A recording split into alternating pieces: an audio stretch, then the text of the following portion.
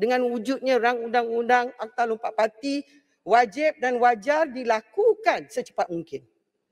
Bukannya apa? Sebab kalau katak tu nak lompat, dia tak ikut masa tu yang betul. Siang, pagi, malam, petang. Itu sebabnya saya nak bagi sedikit pantun pada semua katak-katak yang lompat.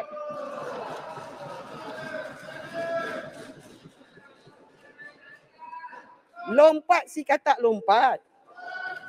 Lompat di dalam perigi. Lompat jangan tak lompat. Nanti tak sempat menjadi. Itu sebabnya Tuan Yang Di-Pertua, atas konsep demokrasi, boleh. Kita kena wujudkan Akta Lompat Parti. Pengerang boleh. Abang Mat, tunggu sekejap Abang Mat. 9 minit. Kejap je saya bagi balik.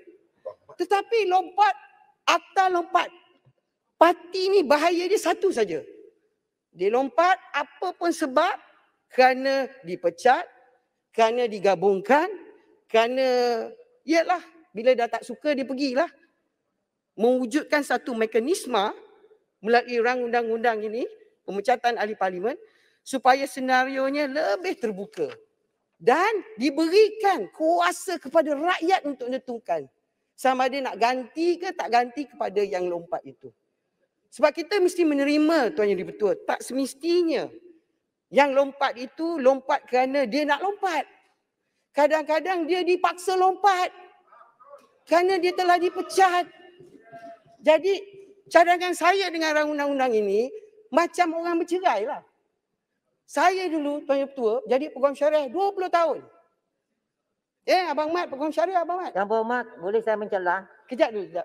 Boleh saya mencelah Yang Berhormat? Kejap. Saya ini penting. Kejap. Peraturan kata saya kena bagi kebenaran.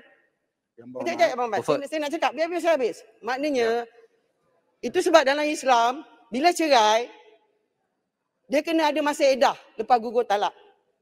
3 bulan. Dia kena relax je, dia kena fikir. Nak cerai tak nak cerai, nak sambung tak nak sambung. Itu sebenarnya. Jadi apa yang saya cadangkan di sini, rang undang-undang pemecatan ahli parlimen, biarlah referendum dibuat kepada rakyat untuk tentukan wakil rakyat yang lompat itu diganti ataupun tidak. Itu saja.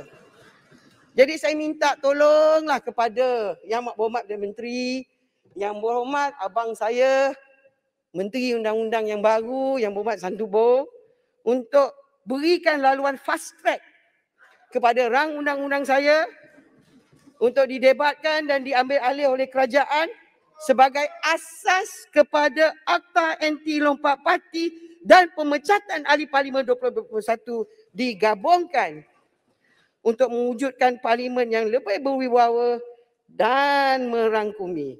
Silakan Yang Berhormat Abang Mat dan Yang Berhormat Pufut. Silakan.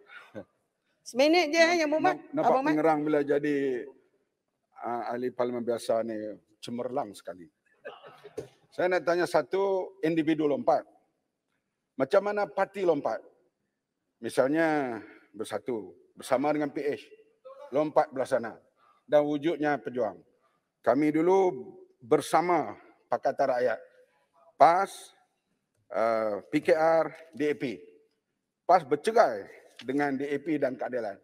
Kalau parti lompat, bagaimana keadaan begitu? Adakah kita lompat bersama ataupun kita pilih keadaan yang macam mana? Ini minta pakar undang-undang tolong jelaskan. Okey, Yang Berhormat. Bagaimana pula dengan mereka yang nak juga melompat tapi ada sebab-sebab tertentu tak jadi melompat? Bagaimana pula dengan mereka yang mengatakan, Kak pergilah Kak, ini penting kakak kena pergi bersama-sama masuk dalam bersatu. Bagaimana tu? Terima kasih. Itu sebab dalam Islam bila bercerai itu tak boleh ikut hati. Tukang cocok ramai. Tukang kipas lagi ramai. Maknalah maksud saya ialah banyak sebab alasan orang YB lompat. tukang cocok lah juga tu kan.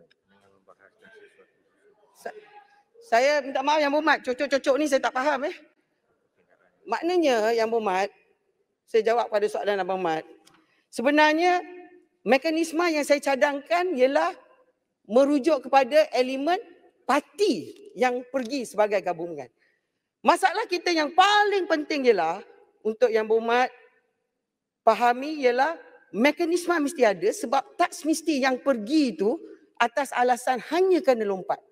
kemungkinan dipecat atau mungkin yang berlaku kerana kerajaan gabungan. Tetapi yang kita nak wujudkan ialah satu sistem yang mana dia tidak boleh hanya lompat sesuka hati bila-bila masa. Adanya mekanisme, dan mekanisme yang paling penting dan paling wajar ialah mana rakyat menjadi penentu kepada pengganti. Sebab saya percaya tak semua yang bertanding mungkin dalam PRU ke-15 ini akan menjadi mereka yang mewakili parti politik. Kemungkinan akan mewakili sebagai calon bebas sebagai contoh. Takkan bila dia gabung lepas menang, kursi itu terus digugurkan talak.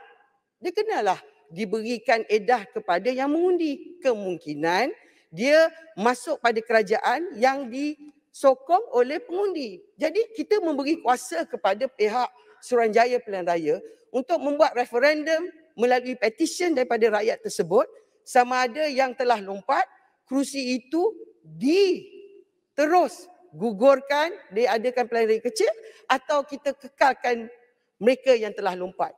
Lompatan ini tertakluk kepada sebab masing-masing, tetapi yang lebih penting ialah mewujudkan mekanisme supaya lompatan itu tidak hanya dia lompat dan terus hilang kerusi, dan kemudian bukan saja menyusahkan rakyat tetapi juga menyusahkan kos kepada pihak SPR.